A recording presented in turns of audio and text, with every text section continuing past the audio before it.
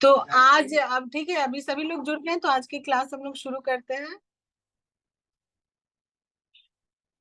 Yes ma'am, start कर दीजिए। फिर हो सकता है आज हाँ। कोरोना की वजह से भी कुछ लोग नहीं जुड़ पाए। अच्छा ठीक है। वो स्टार्ट करते हैं, सब जुड़ जाएंगे फिर। ठीक है। हाँ तो ठीक है, आज हम लोग फूड, जैसे कि आप लोगों ने देखा होगा ना, आप लोग को सबको पता होगा, आज हम भोजन के बारे में जानेंगे। तो ये सबको ही पता है कि हमारा शरीर स्वस्थ रहने के लिए 80% योगदान हमारे भोजन का होता है। हम क्या खाते हैं, तो उसी से हमारा शरीर का जो भी है वो निर्माण होता है। और किस तरह का भोजन हम खाते हैं उस पर सब कुछ डिपेंड करता है। तो भोजन को बहुत सारे कैटेगरी में डिफाइन किया गया। भोजन का बहुत सारा पहले तो सोर्स है, जिस स्रोत से हमें भोजन मिलता है।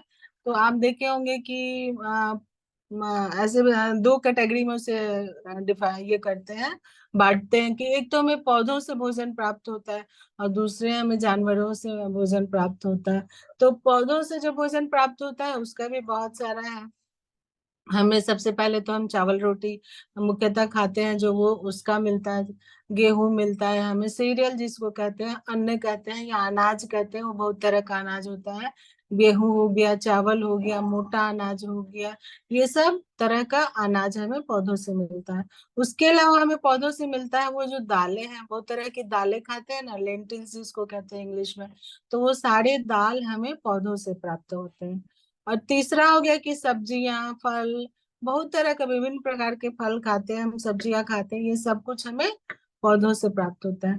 फिर दूसरे प्रकार का भोजन हुआ जिसको मांसाहारी कहते हैं, और शाकाहारी भी उसको इस्तेमाल करते हैं। जो मिल्क प्रोडक्ट्स है उससे शाकाहारी इस्तेमाल भी करते हैं।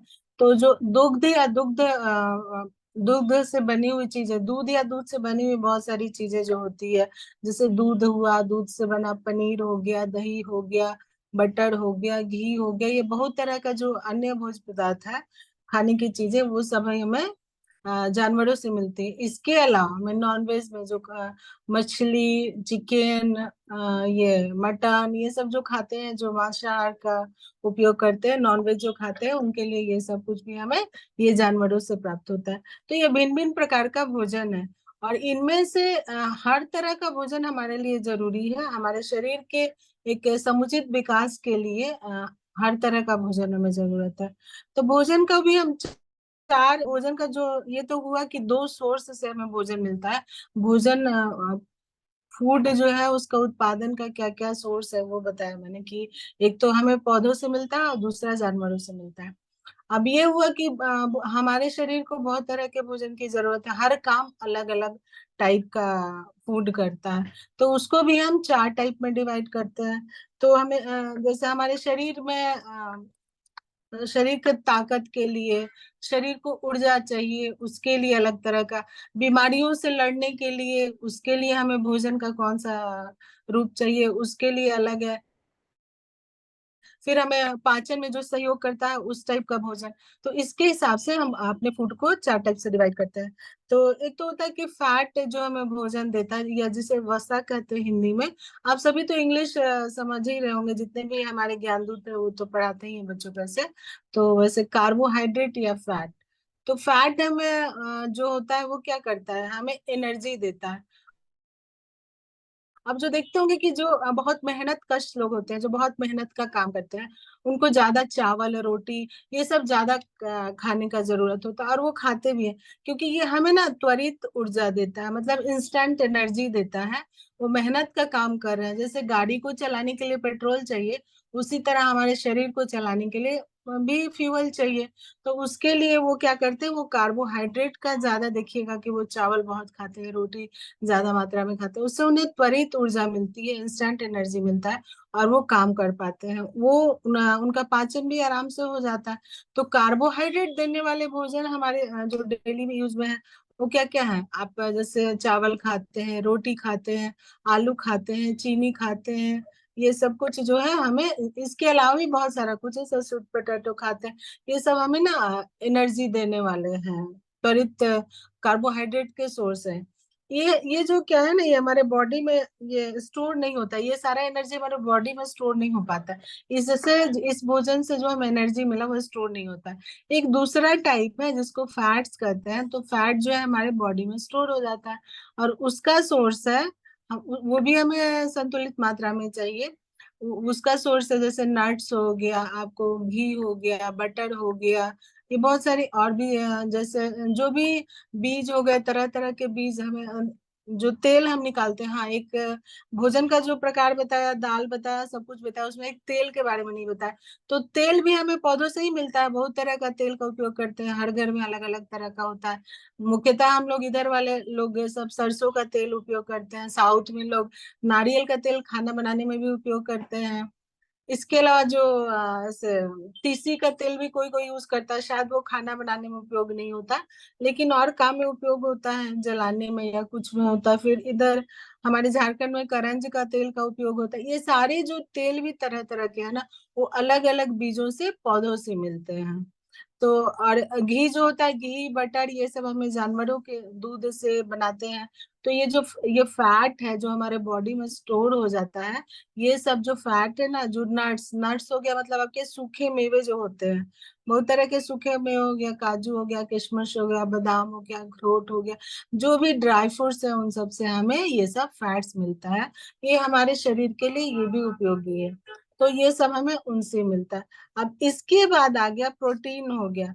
तो प्रोटीन हमारे शरीर को वसा जो हमने खाया, वसा दो तरह का खाया, फैट एंड कार्बोहाइड्रेट। कार्बोहाइड्रेट हमको त्वरित ऊर्जा दे रहा है, इंस्टेंट एनर्जी दे रहा है, जिससे हम काम, जो ज्यादा मेहनत कश लोग हैं जिनको ज्यादा काम करने की जरूरत है, या ऐसे भी खाने के लिए चावल रोटी तो सभी लोग खाते हैं, तो वो हमें ऊर्जा देता है, त्वरित ऊर्जा दे देता है। अभी कभी हमें थकान सा लग रहा है, भूख सी लग रही है, तो हम खा लिए जल्दी जल्दी, तो हमें वो फटाफट एनर्जी मिल जाएगा। और जो फैट्स हमने लिया, भोजन का दूसरा एक प्रकार, जो हमने फैट लिया वो हमारे बॉडी में स्टोर हो जाता है। अब तीसरा हुआ कि प्रोटीन। प्रोटीन हमें, अब शरीर में हमारे रोग होते हैं, बहुत तरह की बीमारियां हो जाती हैं या कुछ, तो बोलते हैं ना कि हमारा बॉडी में इम्यूनिटी रहेगा तो हम कम बीमार पड़ेंगे। तो उसके लिए क्या होता है, आपको प्रोटीन चाहिए। प्रोटीन डिफरेंट तरह के चीजों से मिलता है। तो वो भी हमें क्या से मिलता है, मिल्क से। मिल्क के सारे प्रोडक्ट से नहीं मिलता, मतलब वो प्रोसेस होके पनीर हो जाता है तो उससे मिलता है। दूध से हमें कैल्शियम मिलता है, जो कैल्शियम हमारे हड्डियों के लिए, हमारे दांतों के लिए बहुत ही जरूरी होता है, हमारे हड्डियों को मजबूत बनाता है। और ये पनीर जो होता है वो, उसमें भी प्रोटीन होता है बहुत ज्यादा। ये शाकाहारी लोग इसका उपयोग करते हैं। और दूसरा प्रोटीन हमें बहुत सारा मिलता है आपको, जो फिश है, मछली है, मटन है, चिकन है, और भी बहुत सारे उसके, जो लोग और तरह की चीजें खाते हैं, अंडा, इन सब चीजों से हमें प्रोटीन मिलता है। तो हमारे शरीर को प्रोटीन की भी बहुत आवश्यकता है, कि वो हमें बीमारियों, तरह तरह की बीमारियां हो तो हमारे शरीर अंदर से मजबूत रहेगा ना, तो उसको हमें क्या पड़ेगा, हमें ताकत रहेगी तो हम बीमारी से लड़ सकेंगे ज्यादा देर तक और ठीक हो सकेंगे। फिर तीसरा एक और भी टाइप का है कि विटामिन्स, विटामिन्स और मिनरल्स होता है वो। तो विटामिन्स भी, वो भी हमें रोग क्षमता को, हमारे अंदर रोग क्षमता लड़ने के लिए वो हमारे अंदर डेवलप करता है। तो वो जो हमें विटामिन्स बहुत सारे फलों से मिलता है, जितने भी तरह के फल हम खाते हैं उन सब से हमको मिलता है। और इन सब के अलावा हमने खाया, बहुत तरह की चीजें खाई, हमारे पेट में गया, तो पाचन में, पाचन के लिए हमें पानी चाहिए। सबसे पहले तो पानी चाहिए हमारे भोजन के साथ साथ, कि वो पानी के साथ घुल मिल करके भोजन का हमारा पाचन आसानी से होगा। उसके साथ साथ हम जितने भी भोज्य पदार्थ खाते हैं, जितने भी हम फूड अपने अंदर लेते हैं, तो उन सब में हमें रफेज भी खाना चाहिए, मतलब कच्चा पदार्थ खाना चाहिए। जैसे आप अंकुरित खाते हैं किसी भी तरह का, कोई भी, आप मूंग का, चना का, हमें प्रोटीन भी मिल गया और रफेज भी मिल गया। फिर हम सलाद खाते हैं जिसमें कच्ची सब्जियां खाते हैं, तरह तरह की, जिसका जो पसंद होता है वो खाते हैं। तो वो हमारे भोजन में रफेज भी जरूर होना चाहिए। रफेज मतलब वही कच्चा पदार्थ जो है खाने का, जो हम खा रहे हैं, रॉ फूड, वो जरूर होना चाहिए, जो हमारे पाचन में सहयोग कर, और फिर वो अच्छे से पाचन हो करके हमारा शरीर से मल के द्वारा निकल जाता है। तो ये सब जो है ये जरूरी तत्व है हमारे भोजन के। और हम जब खाना खाते हैं ना, तो हमें हमेशा इस बात का ध्यान रखना चाहिए कि हमारे शरीर में, ये हमारे प्लेट में, हमारी थाली में, ये सारा जो मैंने अभी बताया, कार्बोहाइड्रेट, फैट, आपको प्रोटीन्स, रफेज, ये सारा कुछ होना चाहिए। एक बार अगर हम खा रहे हैं तो हमारे मतलब थोड़ा थोड़ा हिस्सा भी होना चाहिए। अगर हमने कार्बोहाइड्रेट ज्यादा लिया है, जनरली होता है कि दो रोटी खा रहे हैं या चावल खाते हैं, ऐसा हम, हमारा फूड हैबिट ही, हमारे खाने का तरीका ही ऐसा है। तो हम सब्जियां अगर उतनी ना खाएं तो उससे थोड़ी कम मात्रा में भी खाएं, लेकिन हाँ सब्जियां खाएं। सब्जियां से हमें क्या मिलेगा? प्रोटीन मिलेगा और बहुत सारा कुछ मिलेगा, वो विटामिन मिनरल्स भी मिलता है सब्जियों से। तो ये चीज का ख्याल रखना चाहिए। आप दिन भर में प्रोटीन खाएं, कार्बोहाइड्रेट खाएं, फैट खाएं, रफेज खाएं, मतलब कच्चे भोज्य पदार्थ खाएं, जो सैलेड और जो कुछ भी आप खाना चाहते हैं, जिस रूप में खाना चाहते हैं। आपके यहाँ अमरूद, अब ये उपलब्ध है, आपके यहाँ पपीता उपलब्ध है, मूली उपलब्ध है, जो कुछ भी आपके पास उपलब्ध है वो खाएं, क्योंकि ये सारा कुछ हमारे लिए जरूरी होता है। तो ये हो गया कि भोजन का कितना प्रकार होता है और किस तरह से हमारे लिए ये फूड हमारा किस तरह से जरूरत शरीर की जरूरतों को पूरा करता है। तो अभी तक हम लोग जितना लोग जुड़े हुए हैं साथ में सुन रहे हैं, तो आप सभी ने सब कुछ सुना क्या और समझा क्या है? आप लोग को कुछ पूछना है इसमें से? जी मैम। मैम हाँ ये कच्चा पूछिए। सब्जी हो गया, जो सैलेड वगैरह हो गया, वो तो फाइबर में आएगा ना मैम?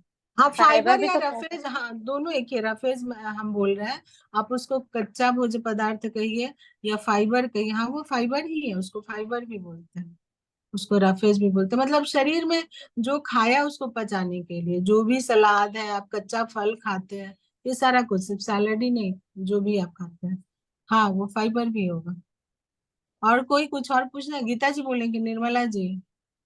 मैम ये जो कार्बोहाइड्रेट बोले हैं, तो रोटी, चावल, मक्का, और ये क्या रागी भी होता है ना मैम?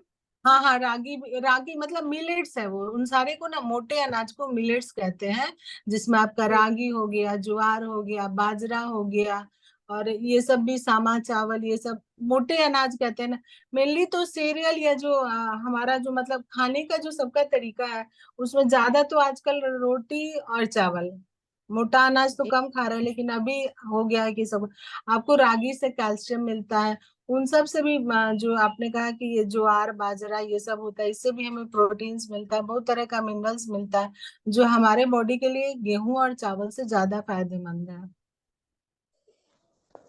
तो उसमें सिर्फ कार्बोहाइड्रेट से नहीं होता, आपको कार्बोहाइड्रेट सबसे ज्यादा रोटी और चावल में ही मिलता है। इसीलिए जो देखिए कि जो बीमार लोग हो गए, जिनको किसी को अगर डायबिटीज है या हाइपरटेंशन है या मोटापा जिनको है, जिनको कि मोटापा घटाने की जरूरत है, तो उनको जो डाइटिशियन है या डॉक्टर है वो बोलते हैं कि आप चावल कम खाइए, आप रोटी कम खाइए, क्योंकि वो चीजें खा करके ना ज्यादा हमारे शरीर को, जो मेहनत मेहनत करते हैं उनके शरीर से तो वो निकल जाता है, उनके बॉडी में नहीं स्टोर होता।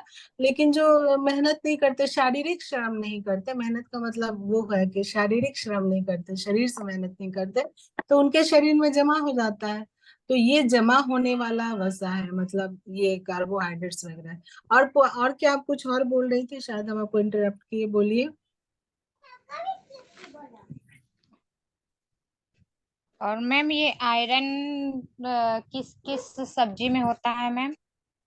ये देखिए, ये जो जितना भी पत्तेदार सब्जियां हैं ना, उसमें आयरन होता है। जैसे आप पालक का पत्ता है, तो इसीलिए बोलते हैं कि जब महिलाएं गर्भवती होती हैं, प्रेग्नेंट होती हैं, तो उन्हें आयरन की जनरली कमी हो जाता है, हेमोग्लोबिन देखिए कम हो जाता है। तो अनार तो आप खिला ही सकते हैं, लेकिन अगर सब कोई अनार नहीं खिला सकते, तो हम लोहे के बर्तन में खाना बना करके उनको, जैसे साग वगैरह बनाते हैं, तो उनसे भरपूर आयरन उनको मिल जाता है। तो पालक के पत्ते और पत्तेदार सब्जियों में आयरन मिलता है। ये हम सिर्फ ना आपको चार टाइप बताएं कि किस, वो जैसे आपको सब्जियों में क्या क्या मिलता है। अब हर सब्जी का ना एक अलग अलग है। अगर आप देखें तो ये जैसे विटामिन और मिनरल्स, आयरन जो है वो एक टाइप का मिनरल्स है, और विटामिन भी बहुत तरह का है। विटामिन डी की कमी से देखती होंगी बच्चों में वो रिकेट्स हो जाता है, रिकेट्स की एक बीमारी होती है, सूखा रोग जिसे बोलते हैं। विटामिन सी की कमी से स्कर्वी हो जाता है बच्चों में, वो स्किन का डिजीज सभी में होता है। तो विटामिन सी हमें क्या से मिलता है, आप सभी को पता होगा शायद, वो खट्टा जितना भी फल होता है ना, उन सबसे विटामिन सी मिलता है। और विटामिन डी हमें तो सबसे पहले सूर्य की रोशनी से मिलता है, सनलाइट से। तो हमें 10 बजे के पहले भरपूर सूर्य की रोशनी लेना चाहिए। अगर विटामिन डी का कमी हो गया ना, तो हमारा शरीर कैल्शियम एब्जॉर्ब नहीं कर पाएगा। कैल्शियम की कमी से हड्डियों में कमजोरी आ जाती है। तो हम कितना भी सप्लीमेंट लेंगे, मतलब हम दवाइयाँ खाएंगे या दूध पिएंगे या कुछ भी, तो अगर विटामिन डी की कमी है, जो हमें सनलाइट से मुख्यतः मिलता है, तो उसकी कमी होने से हमारा शरीर तो एब्जॉर्ब ही नहीं कर पाएगा कैल्शियम। तो आप पहले ही बोला आपको कैल्शियम दूध से मिलता है, मिल्क एंड मिल्क प्रोडक्ट से। उसके अलावा कुछ एक बहुत सारा ऐसा, मतलब आपको सब्जियां हैं, कुछ अनाज है, जैसे कि आपने कहा ना रागी में भी कैल्शियम होता है, मड़ुआ जिसको बोलते हैं। फिर एक चिया सीड्स होता है, उसमें भी कैल्शियम है। तो हर फूड का एक अपना वो है कि हर में कुछ कुछ अलग चीज प्रेजेंट रहता है। तो आपको आयरन का आपने पूछा, तो आयरन पत्तेदार सब्जियां, पालक में मिलता है, और भी बहुत सारे पत्तेदार सब्जियों में मिलता है। और भी कुछ?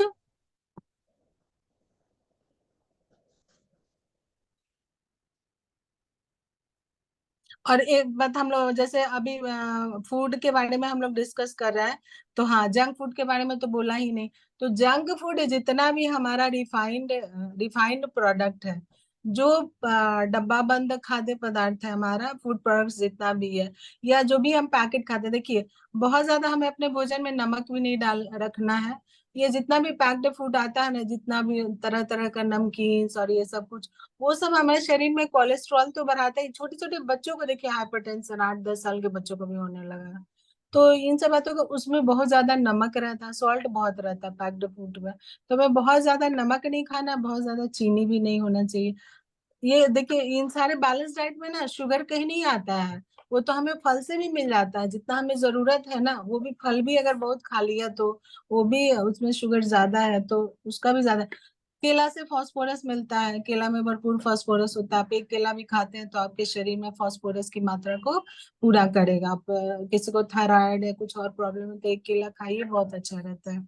तो पैक्ड फूड या जंक फूड जितना है, कि मैगी खाए, पिज्जा, पास्ता, या तरह तरह का बहुत सारा कुछ है, बहुत सारा आइटम्स है खाने का, तो उन सब चीजों को हमको अपने खाने में अवॉइड ही करना है। बहुत कम खाने की बात तो छोड़ ही दीजिए, जितना हो सके अगर हम रोक सकते हैं अपने आप को, तो ना खाएं। और आप सभी ज्ञान दूतों से भी ये रिक्वेस्ट है कि अपने ज्ञानशाला में जितने बच्चे आते हैं, उनके दिमाग में आप लोग ये बात हमेशा डालिए कि ये जो तुम खाते हो ना, नमकीन का पैकेट खरीद के और बिस्किट का और केक का जो पैकेट खरीद खरीद के खाते हो, तुम्हारे शरीर को, तुम्हारे बॉडी के लिए अच्छा नहीं है, और उससे प्रॉपर ग्रोथ बच्चों का नहीं हो पाता है। ये जो इतना खाते हैं ना रिफाइंड चीजें, उससे उनका प्रॉपर ग्रोथ नहीं होता है। जो हम खाते हैं बॉडी में, वो भी हमारे बॉडी को अच्छे से नहीं लगता है। तो जितना हो सके अवॉइड करें, कि आने वाले टाइम पे हम अपना, जब बड़े हो जाएं बच्चे ना, तो उनको हम बीमारियों से रोक सके। जितना हो सके हमें हेल्दी खिलाने की आदत डालनी है। और हेल्दी खिलाने की आदत, ये सब आप लोग ही सिखाएं कि क्या तुम्हारे लिए अच्छा।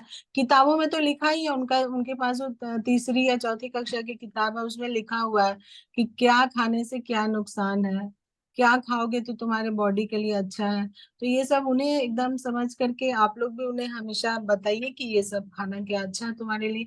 घर में भी, घर में अगर हम शुरुआत करते हैं कि घर से ही अच्छे खाने की आदत डालते हैं, तो बच्चों में भी वो आदत हो जाएगी विकसित। तो बहुत अच्छा रहेगा। तो अभी और गीता जी, निर्मला जी और लोग भी जो जुड़े हैं, तो किन्हीं को और भी कुछ पूछ रहे हैं क्या? प्रियंका जी, प्रिया जी, निर्मला जी, गीता जी, आपका कोई सवाल? मैम ये जो हम अभी बोले थे, बोल के तभी इंटरप्ट नहीं किए, मड़ुआ खाने से क्या होता है, मतलब मड़ुआ का मड़ुआ में क्या, बेनिफिट क्या है? मड़ुआ का बेनिफिट क्या है? आप यही मतलब पूछ उसमें, रहे हैं कि, हाँ मतलब कौन सा यस मैम। पोषक तत्व उसमें है? हाँ, तो मड़ुआ में तो एक तो कैल्शियम है। और ये हम आपको एग्जैक्टली अभी नहीं बता पा रहे हैं, हमको भी थोड़ा देख लेना होगा, क्योंकि हमको नहीं लगा था कि मड़ुआ को भी हम देख लें। कि हम सिर्फ टाइप्स बता रहे थे क्लास थर्ड के हिसाब से। तो मड़ुआ में कैल्शियम होता है और उसमें आयरन भी होता है। ठीक है। वो ओके मैम। कार्बोहाइड्रेट उसमें कार्बो, और उसके बाद उसमें ये जो हम लोग फाइबर पढ़ रहे हैं ना, रफेज जिसको हम बोल रहे थे, उसमें भी फाइबर का मात्रा चावल और गेहूं से ज्यादा होता है, इसलिए उसको ओके मैम। फायदेमंद रहता है। हाँ, और आयरन भी होता है उसमें। ओके। लेकिन वो थैंक यू। डायबिटीज के जो पेशेंट है उनको देने से मना करते हैं, उसमें थोड़ा उनके लिए वो अच्छा नहीं होता। ओके। तो इसका डिटेल्स आप अभी हम आपको फिर ग्रुप में डाल देंगे कि एग्जैक्टली सारा कुछ उसमें क्या क्या होता है। हाँ, मड़ुआ फायदेमंद होता है, चावल गेहूं से बहुत ज्यादा फायदेमंद होता है। उसके साथ साथ ज्वार और बाजरे की रोटी खाते हैं कोई, या ज्वार खाते हैं, ज्वार का चावल जैसा बना के, वो भी चावल और गेहूं से बहुत अच्छा है। सत्तू सत्तू का इतना सारा देखते हो, एनर्जी ड्रिंक, वो भी प्रोटीन है। प्रोटीन में जितने भी तरह का हमारा दाल है ना, जितना भी दाल पल्सेज हो गया, आपको चना हो गया, राजमा हो गया, छोला हो गया, मटर हो गया, और ये जो मसूर दाल खाते हैं, लाल तुअर दाल खाते हैं, सब कुछ, अरहर दाल, मतलब वो जितना भी दाल श्रेणी का जितना भी है ना, सब हमें प्रोटीन देता है। और इसलिए हमें अपने थाली में हर दिन दाल दाल या दाल का कोई भी, लेंटिल फैमिली का, दाल फैमिली का कुछ भी एक हर अपने भोजन में एक रखना चाहिए, कोई भी फॉर्म में। हाँ, तो मड़ुआ का हो गया, उसके अलावा और कोई कुछ? किसी का कोई सवाल? नो मैम, मेरे तरफ से बस यही था। अच्छा, तो भोजन में तो हमें बच्चों को अभी इतना ही बताना है कि हमें किस टाइप के भोजन से हमारे शरीर को, चार तरह का पहले ही मैंने बताया कि फैट और कार्बोहाइड्रेट, ये हमारे एक विकास के लिए, प्रॉपर विकास के लिए हमारे शरीर को इन सब चीजों की जरूरत है। जो हमें कार्बोहाइड्रेट भी चाहिए अपने खाने में, फैट चाहिए, प्रोटीन चाहिए, फाइबर चाहिए, और विटामिन और मिनरल्स चाहिए। और इन सब का काम भी बताया कि किस भोजन का क्या काम है, किस ग्रुप का क्या काम है, किसकी कमी से हमारे शरीर में क्या प्रॉब्लम हो जाएगा।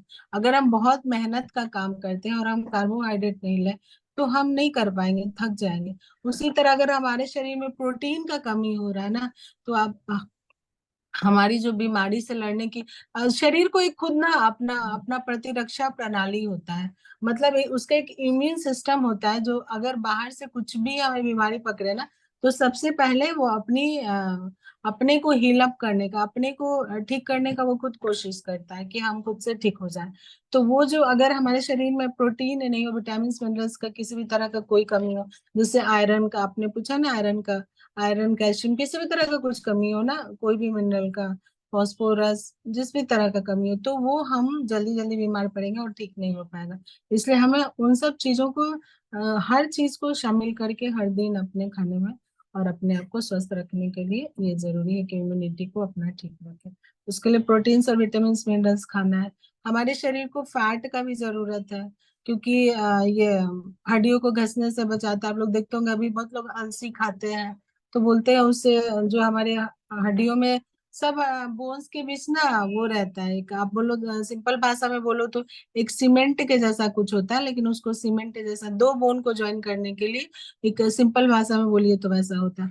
तो उन सबको, वो जो हमारे अंदर का वो खत्म हो जाता है ना, तो उसको ये रिपेयर करता है, तो कोलेस्ट्रॉल को कम करता है। उन सब के लिए अलसी का बीज को, तीसी जिसको कहते हैं, उसको, उसके बीज को खाते हैं। और भी बहुत का, खरबूजे का बीज खाते हैं, अभी सनफ्लावर सीड्स खाते हैं। ये जितने भी सीड्स है ना, गुड फैट्स है, मतलब ये फैट है, वसा है, अच्छा वसा, जो हमारे शरीर के लिए बहुत जरूरी है, हमारे बॉडी के लिए। ये सब हम फूड के द्वारा अपने शरीर में लेके जाते हैं, बॉडी में।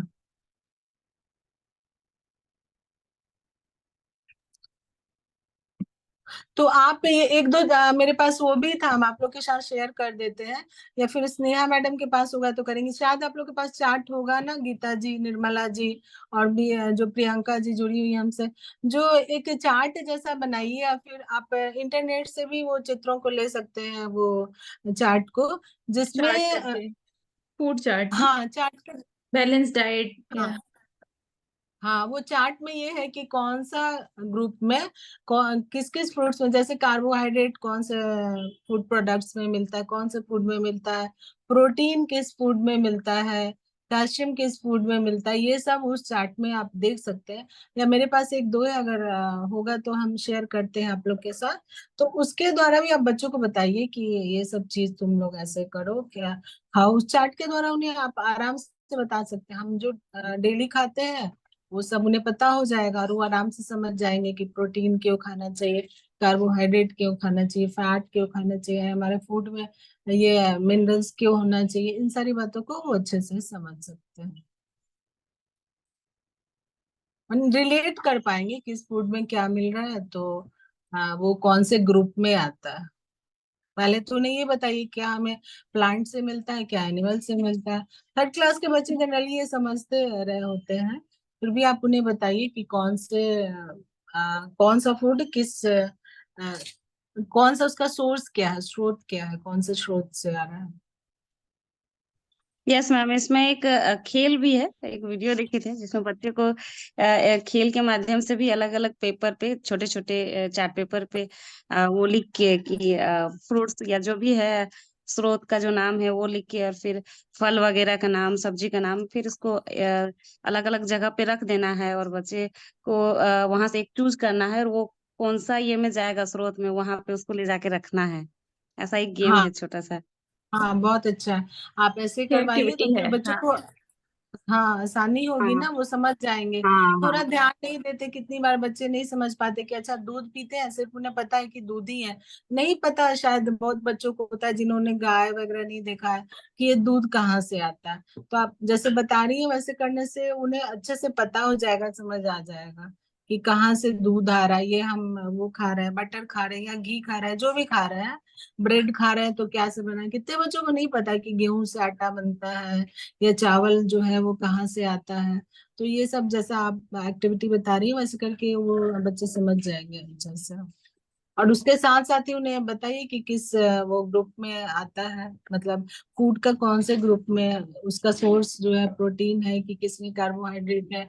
उस समय से बता के बच्चे आराम से समझ जाएंगे।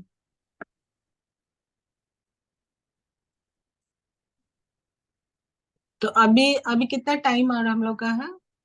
मैम बस हमारे पास 7 मिनट बचे हैं, तो अच्छा, 7 मिनट बचे हैं तो बस इसके कोई अभी सवाल है अभी या कुछ आइडिया है हाँ हाँ, तो कुछ क्योंकि पूछ। बहुत छोटा सा था ना, फूड सिर्फ छोटा सा ही था, और थोड़ा कम में ही बताया जो छोटे बच्चों के लिए है। नहीं तो और एडवांस में बता सकते हैं इसको ज्यादा एलाबोरेट करके। तो इसलिए तो अगर पिछला कोई सवाल आप लोग को, या फिर आगे क्या आप लोग को और जानना है, ऐसा कुछ भी हुआ हो तो आप लोग बताएं।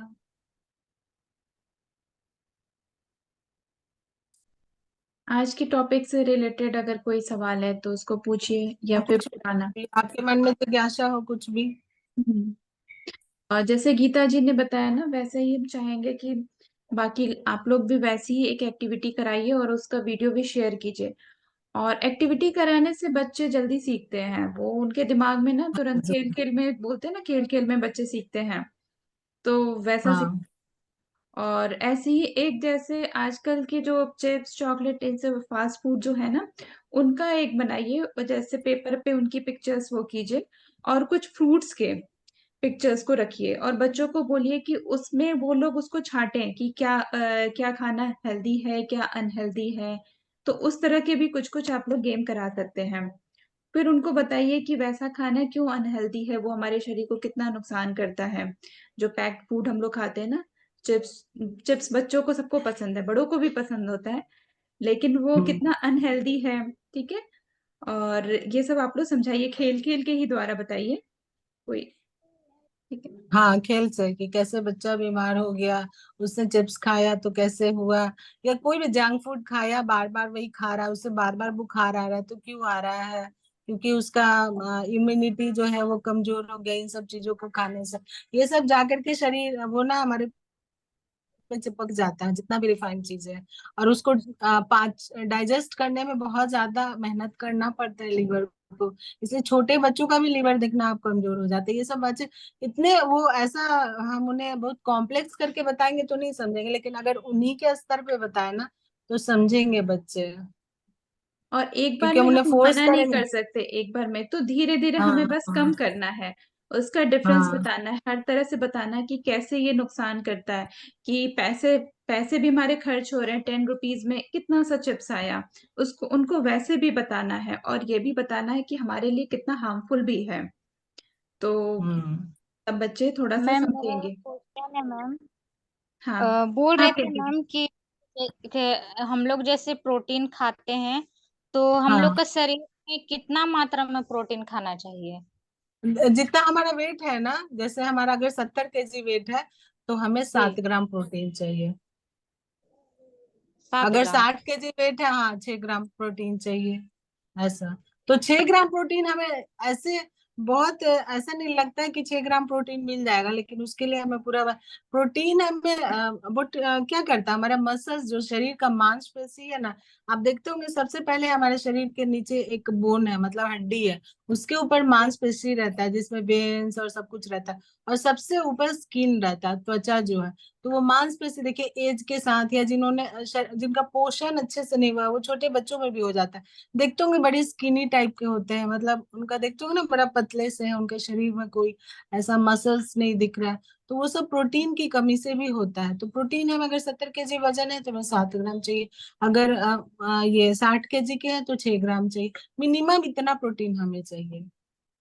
और वो बहुत, मैम तो हमें लगता है जैसे 6 ग्राम किसी का प्रोटीन तो वजन बहुत हुआ। रहता है मैम, जैसे कि किसी का वजन 30 रहता है या 35 रहता है, तो उसमें हाँ। उन लोग को समझाएंगे तो किस तरह से समझाएंगे, कितना प्रोटीन वो लोग खाएंगे?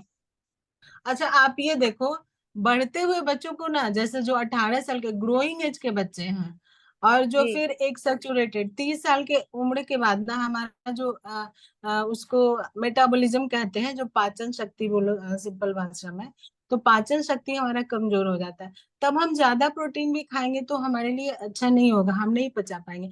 लेकिन जो ग्रोइंग एज के बच्चे हैं, जो 18 साल तक के बच्चे हैं, शुरू से लेके 5 साल के बाद से 18 साल तक के जो बच्चे हैं, उनको थोड़ा ज्यादा चाहिए, क्योंकि वो खेल कूद भाग दौड़, और उनका मांसपेशी बनते रहता है, उनका हड्डियां का विकास होता है, मसल्स का, सब कुछ का डेवलपमेंट, वो डेवलपमेंट फेज में रहते हैं। तो उनको थोड़ा ज्यादा चाहिए।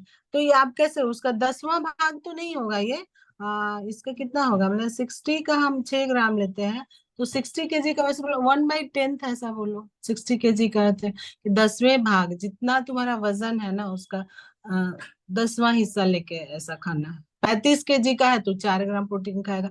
35 kg का बच्चा तो कितना होगा आपका, 10 12 साल 9 साल 8 साल जितने का भी होगा, तो वो थोड़ा ज्यादा भी खाएगा तो उसको नुकसान नहीं करेगा।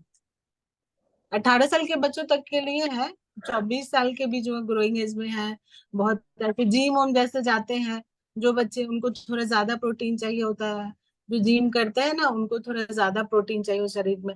और वो कार्बोहाइड्रेट फिर बहुत कम खाते हैं, क्योंकि उनको मसल्स बनाना, मांसपेशी बनाना है।